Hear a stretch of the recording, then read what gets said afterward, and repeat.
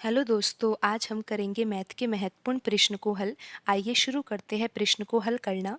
प्रश्न में दिया है कि पहली संख्या तीसरी संख्या से 8 सही 1/3% कम है तथा दूसरी संख्या और तीसरी संख्या का जो अनुपात है वो है 15:16। तो पहली संख्या और तीसरी संख्या का औसत दूसरी संख्या से कितने प्रतिशत अधिक है। तो यहाँ पर प्रश्न में तीन संख्याओं के बारे में बताया गया है, फर्स्ट, सेकंड और यहाँ पर हम लिख रहे हैं थर्ड। यहाँ पर प्रश्न में कहा गया है कि पहली संख्या तीसरी संख्या से 8 सही 1/3% कम है। तो सबसे पहले तो हम ये जान लेते हैं कि 8 सही 1/3% को अगर हम भिन्न में लिखेंगे तो क्या लिखेंगे। तो सबसे पहले तो हम इस मिश्रित भिन्न को साधारण भिन्न में चेंज कर लेते हैं। 3 का गुणा 8 से होगा तो 24 और 24 में 1 जोड़ेंगे तो ये आ जाएगा 25/3 और यहाँ पर प्रतिशत का चिन्ह तो अभी भी लगेगा। अब प्रतिशत के चिन्ह को हटा देंगे और अब हम प्रतिशत को बदल देंगे भिन्न में। तो यहाँ पर बट्टे में क्या आ जाएगा, 100 आ जाएगा और ये बन जाएगा 300। तो यहाँ पर अब हम इनको 25 के पहाड़े से काट सकते हैं तो ये आ जाएगा 1/12। तो आपको ये समझ में आ गया होगा कि 8 सही 1/3% किसके बराबर होता है, 1/12 के बराबर होता है। तो आइए अब हम प्रश्न को हल करते हैं और देखते हैं कि तीनों संख्याओं के बीच में क्या क्या संबंध है और हम प्रश्न को आगे फिर कैसे हल कर सकते हैं। तो यहाँ पर इतना तो समझ में आ गया कि 8 सही 1/3% किसके बराबर होता है, भिन्न में 1/12 के बराबर होता है। तो यहाँ पर प्रश्न में कहा गया है कि जो पहली संख्या है वो तीसरी संख्या से कम है और कितना कम है, 8 सही 1/3% कम है। पहली संख्या कम है तो यहाँ पर हम मान लेते हैं कि तीसरी संख्या क्या है, 12 यूनिट है। तो पहली संख्या क्या होगी, पहली संख्या में हम ये 1 इकाई कम कर देंगे तीसरी संख्या से तो यहाँ पर पहली संख्या हो जाएगी 11। अगर तीसरी संख्या को हम यहाँ पर 12 यूनिट मान रहे हैं तो पहली संख्या को क्या मानेंगे, 11 यूनिट। और ये कैसे माना है, यहाँ पर आप समझिए कि ये 1/12 लिखा हुआ है तो यहाँ पर जो बट्टे में नीचे वैल्यू लिखी हुई है ये तीसरी संख्या को मान रहे हैं और जो ऊपर 1 लिखा हुआ है ये हम पहली संख्या में कम कर रहे हैं तीसरी संख्या से। तो यहाँ पर पहली संख्या 11 और तीसरी संख्या 12। प्रश्न में आगे दिया हुआ है दूसरी संख्या और तीसरी संख्या का जो अनुपात है वो कितना है, 15:16। दूसरी संख्या के नीचे हम यहाँ पर लिखेंगे 15 और तीसरी संख्या के नीचे यहाँ पर लिखेंगे हम 16। तो इस तरह से हम यहाँ पर लिख लेते हैं।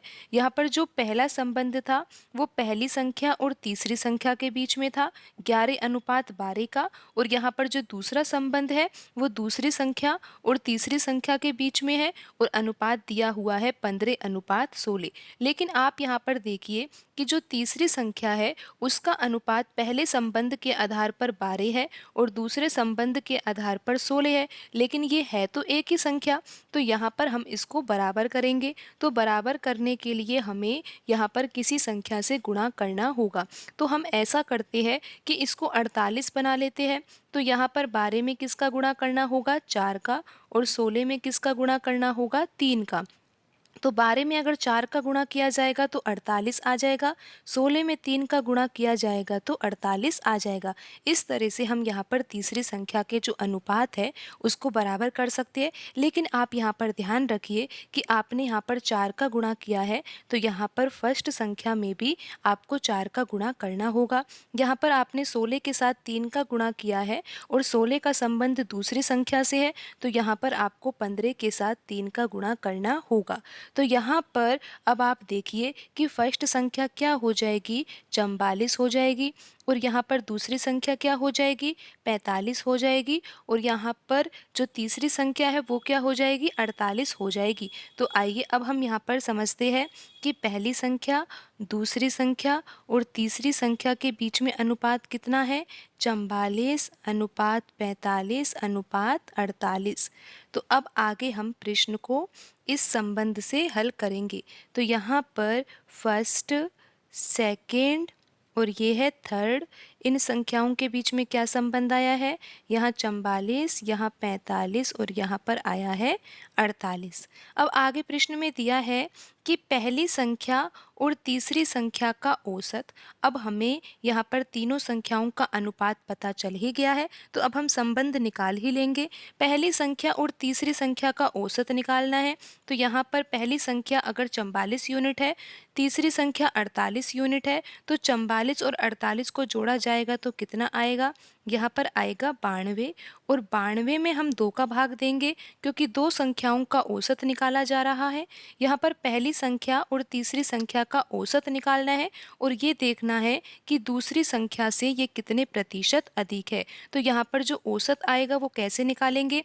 पहली संख्या और तीसरी संख्या को जोड़ेंगे तो 92 आ रहा है, और औसत निकालने के लिए हमें यहाँ पर इन दोनों संख्याओं के योगफल में 2 से भाग देना होगा। तो यहाँ पर जब हम 92 में 2 से भाग देंगे तो औसत आ जाएगा 46। तो यहाँ पर हम लिख देते हैं कि औसत कितना आया है? औसत आया है 46। औसत किन संख्याओं का निकाला गया है? पहली संख्या और तीसरी संख्या का औसत निकाला गया है और औसत आया है 46। अब आपको ये देखना है कि जो ये पहली संख्या और तीसरी संख्या का औसत है, ये दूसरी संख्या से कितना प्रतिशत कम है या फिर अधिक है। तो यहाँ पर आप देख रहे हो कि जो दूसरी संख्या है वो तो 45 है और औसत कितना है? 46 है। तो यहाँ पर जो दूसरी संख्या है वो औसत से कम है, और औसत क्या है? दूसरी संख्या से अधिक है। कितना अधिक है? यहाँ पर तो हमें तुलना किससे करनी है? दूसरी संख्या से तुलना करनी है कि जो औसत है वो दूसरी संख्या से कितने प्रतिशत अधिक है। तो औसत तो यहाँ पर अधिक है, लेकिन कितना अधिक है? 1 यूनिट अधिक है। और तुलना किससे करी जा रही है? दूसरी संख्या से। तो हम प्रतिशत में आंसर कैसे निकालेंगे?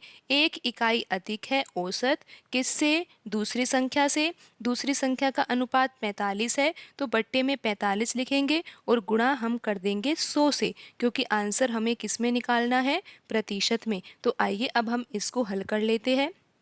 तो यहाँ पर अंतर कितने का आया है? 1 का आया है, और दूसरी संख्या क्या है? 45 है, और मल्टीप्लाई कर देंगे 100 से और आंसर आ जाएगा प्रतिशत में। तो यहाँ पर हम 5 के पहाड़े से काट सकते हैं। ये कटेगा 9 बार और ये कटेगा 20 बार। तो यहाँ पर अब आ रहा है आंसर 20/9%। और 20 में अगर हम 9 से भाग देंगे तो कितना आएगा? 9 दूनी 18 और दशमलव, फिर यहाँ पर इस तरह से आंसर आएगा 2.22%।